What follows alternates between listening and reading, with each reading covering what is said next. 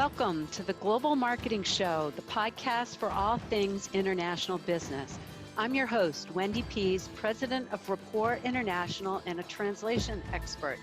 Come along with me today as we talk to an expert in the global marketing world about facing their biggest fears, hearing about mistakes they made or saw, discussing best practices, and sharing fun travel, language, and culture stories.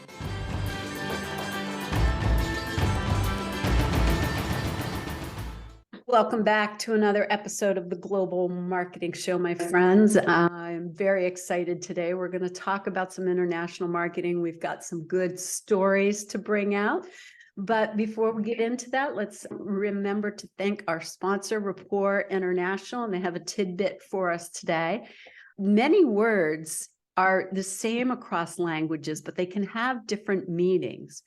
For example, in English, if I talk about an angel, it's a heavenly being or somebody watching out for me. But if I say angel in German, it's a fishing rod. So when you're doing global marketing and you're thinking about AI and you think it's going to get away with accurate translation, just be really careful. Even the experts that are saying, oh, we've got 95% accuracy, it can really change the meaning and make you look foolish. So if you ever want to have a free conversation about that, a free consult on what you're doing and whether AI is appropriate, certainly reach out to us. We're happy to talk to you about it. Well, today our guest is Perry Nalewka, and he works with technology marketers to help global B2B technology companies to scale their marketing and meet their goals through inbound marketing. He's got a lot of international experience, so it's going to be very exciting to listen to him today. His company is Penguin Strategy, and he's got a good story about GuardKnox, which I'm really excited to hear. I guess I'm very excited today. So, Perry, welcome. Thanks for having me. I'm excited. Good, me too. Let's have some fun. Yeah, you have a fun shirt on. It says dream, believe, and achieve. For those of you listening, you can't see it, but it's very inspiring to me. So what's it mean to you? Actually, this is a t-shirt I got from a vendor of ours, which we work with. And exactly like you said, it's very inspiring. I like wearing it at least once a week if I can. And it gets great comments. And I think it's a great way to live. It's the same way I think that anybody who's brought a company into life, that's really how it is. You have to dream and believe. Otherwise, there's no way you're going to be able to achieve it. It's a hard uphill battle to build a company and get results. So there you go. So what are your dreams right now? I think I'm in a good place. I think that I have a good work-life balance, and that was always my dream, to get to a place where I really enjoyed what I do and find my passion. Recently, in the last few years, I've found a passion in bike riding. So I guess one of the dreams I have is to spend more time doing that. Now, you live in Israel, right? That is correct. Just north of Tel Aviv. I'm going way off in a tangent, but I'm an avid mountain bike rider and lover. And so this is the first time I've heard about somebody talking about Israel and bike riding. I usually think of beach and ocean and scuba diving. Yeah. So how's Israel's the bike riding? Yeah, well, it's a very interesting country from a terrain perspective, because in a way it's similar to New Zealand in that in some times of the year you can go skiing up north and go to the beach down south. And in between, I think you've got the most, if you're a mountain biker and you like riding singles, you probably have, I don't know the most, but you have a lot of singles per capita. I've been on 50 or 60 different routes just in the last 24 months, and there's still more to discover. It's a tiny country. If you look at it on a globe, you can barely find it, right? It's got a lot of different terrains, desert, mountains, good stuff. All right, Israel's always been on top of my list to go to, but now it has really risen. I want to go mountain biking in Israel. Who'd have guessed? All right, so Penguin Strategies. I have heard that companies in Israel think global from the start because the country is small, like you talked about, and they have to think large if they're going to grow a big business. So can you give an example of a company that came to you, wanted to build their brand, and how you helped them think that through? Yeah, and you gave a great introduction. One of the things that's great about here, some people call it the Silicon Wadi, in that there's a lot of tech per capita, similar to the mountain biking, and a lot of very technically minded people bringing great products to market. One of the weaknesses is when you deal with technical founders is their ability to take it global or just market it outside. It's not so much, I always say it's not a language barrier, meaning that they English and other languages. It's language from technical to what does your market need to hear. And so we've worked with hundreds of companies. One of the stories we had talked about earlier, which I love, we've been working with them for a better part of the last 7 years, is a company called GuardKnox. And I won't bore you with all the details, but they've brought to market I think if everybody's all the automation and the autonomous driving that the companies are talking about is the next, the next generation cars or the generation of cars that are coming out are so automated that the fear of someone hacking into it. And so they've brought a solution to market that's coming to solve that.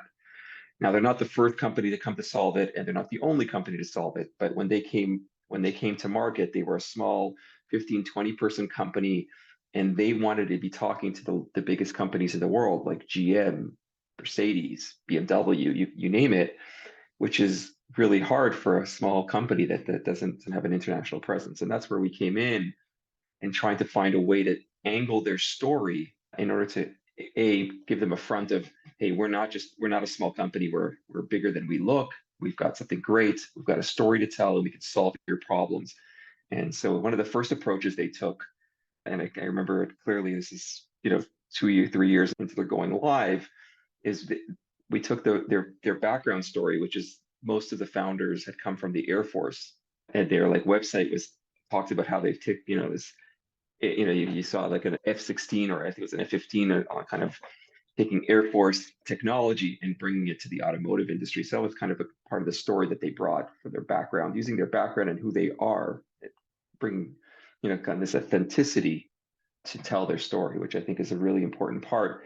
Companies, sometimes it's very hard for them to embrace that, but that was a great start for them.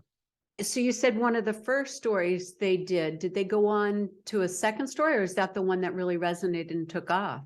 So that resonated. We actually went through two rebrandings with them. That was their first go to market. That we spent about 5 years getting them out in the market, and they were adopted by, it took time, of course, but they did get adopted by some of these top companies that I mentioned before. Of course, it takes many years to take it to bring a technology into a car, right? There's this safety and all kinds of bells and whistles you have to go through, or gates they have to go through to get there. But they're doing that. Eventually, they wanted to reinvent themselves as they were expanding, because they didn't want to just solve one problem, which was cybersecurity. They wanted to also talk about more of a control box.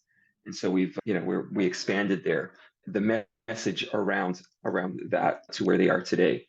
Okay, so what was that message, and then where are they today? Okay, so where they are today is that with that change, or that kind of evolution that they went through, is not just protecting the car, but allowing other software, or becoming like the software center for the car. So that came to the message what we have today, which is like a software defined vehicle. If you think about a car, at least someone of my generation, a car is just a bunch of parts put together. You don't think of it as a computer, but really that's what it is today, right? It's just another computer, like our phone or anything else we use. It's another computer, and it's defined. It has tons of software, many different, whether it's the interface you have, the braking system, the GPS, whatever it might be, and all these things need to work together. And so part of their solution is not only protecting it, but also allowing the systems to talk to each other efficiently and properly. Oh, that's fantastic. Okay. And where are they now? Or is that where they evolved? So they've evolved, yeah. So they've evolved into that, and they've gone to market. They've gone through multiple rounds of funding, so their market cap is quite large. I don't know the number, with all the craziness that's going on in the world. It's probably gone up and down over the last 12, 24 months, but they're doing great. And they go to CES every year and get all kinds of accolades and awards. But this is the story of a small company that's in a small town in the middle of Israel, very removed from so many of their markets, right? If you think about the automotive market, do you think different European countries like Germany and France and maybe, US and I don't know if Detroit is still a big automotive, but like those are the areas where they need to be. This is very far away and different. And there's different languages. You mentioned languages at the beginning of that the translations, and that was a big challenge for them as well because when you market you actually hit it on the head. Marketing in Germany is just so much different. It's not just taking your what you have and translating. I remember going through that process with them many years ago, and it's something that goes, not just translating your site, but actually putting, you need a PR company that's very specific to that region. It's not one size fits all. And so there's a lot of work that needs to go around localizing, your message. Yes, or and then there's differences with companies, but also what we've seen, and people bring it to us, our translators are so knowledgeable about the industry. They can make suggestions because they're specialists in global marketing translation. But dig down into that and give me more details of it. You've got a company, you have the message now that you've decided that you want to come to. It's a software center, you want to protect the car, but also make all the systems talk to each other. How did you test that across the different markets or different companies you wanted to target to be able to come up with something appropriate? Right. So there's a lot of different ways that we do that. It depends, but let's talk about them specifically, because with them, you're targeting a market that's very, very finite, very, very small. If you think about the amount of automotive companies and the automotive in the peripheral, there are not very many. There's tens. I don't even think there's not 30 or 40, and within those companies there's maybe a few hundred. So your total addressable market is like maybe 1,000 to 2,000 people. So you don't want to put out a message there that's going to miss the mark. And so this is not a place where you can, a lot of companies that have bigger markets can go and A/B test and put some PPC behind it and say, okay, let's see which message works better. That's not going to really work in a market that's so defined. And so we worked with them to build out kind of like a forum of people that we can kind of reach out to and test out different ideas, different messages. And a lot of these people are engineers in the market that are doing it. And then when we want to talk about their come out with new ideas, these are the people that we can do some initial bouncing off of. After that, we can then take it to the wider market and put it out. So those are things that you need to develop, and we worked with them on, which is a great tactic, but also something we've done with many companies that have very finite audiences. And what languages did you have to adapt those communications? So most of the communication was centered in English. That being said, the two secondary languages that were really important were German and French, since there's two big industries. Obviously, Germany has probably the biggest automotive industry, France is second, and then of course America and UK are in English, Spain being a distant third. So you did like all the testing and development in English, and then when you were comfortable that it was going to work across the languages, then you translated it. Exactly. And then today, if you go to their website, you can see that the website itself is only in two languages, which is English and German. Okay, so wait, let's give the website address. Can you spell it out for people? Yeah, it's GuardKnox. It's the word guard, Knox with a K, KNOX.com. Okay, so GuardKnox.com. So if you want to see how they added the translation in. Yeah. Good. Yeah, Sorry, I cut you off. What were you going to say? No, that's what I was gonna. That's it. So you have it in English and German. Correct. And so the French engineers that would be looking at it, you're assuming that they could read the English or German? Yeah, that's already a company decision to, it's a big investment, obviously, to do the, like you said, they're not going to do it over using just an AI tool. And they want to, when you're translating something of this nature, which is very technical and very specific, either do it right or don't do it at all.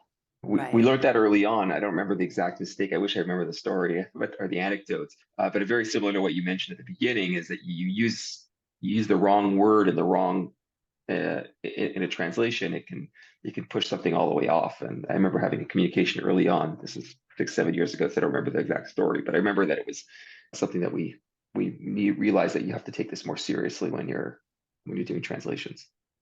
Right, right. Yeah. No, this has been a fantastic story to share. So I'm so glad that you came on. What do you think some of the mistakes they might have made along the way in their global marketing or developing it?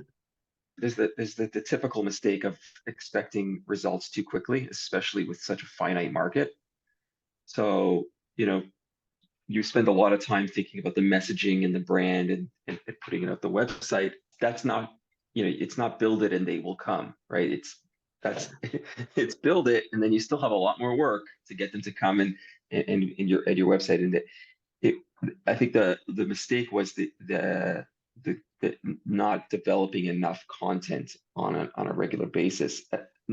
That's been fixed, and there's a ton of very high quality content out there today. But at the beginning, it's hard because everybody's really busy, and the people that you need in order to make that quality content are always the busiest people. It's usually the CTO or the founder, and you can't make up that content. And a mistake a lot of marketers make, in my opinion, when dealing with this type of a market, when you're selling technology to technology people, is there's this. If you probably heard marketers say this all the time, you need to explain it so your grandmother or your 6-year-old can understand it. Now, if you're an engineer or you're a professional and if someone is delivering you content at that level, you're not going to take that content very seriously because you're an engineer, you're a PhD, you need that content to be, yes, it needs to be engaging and interesting, but it needs to be at a level that you would expect it. And so therefore so it's not enough to have a great content writer here. It's got to be infused with that added insight, which can only come from the people that are on the floor doing the work, that understand the technology. Right. That's such a good point, is you need to know your audience. At Rapport International, there's edutain.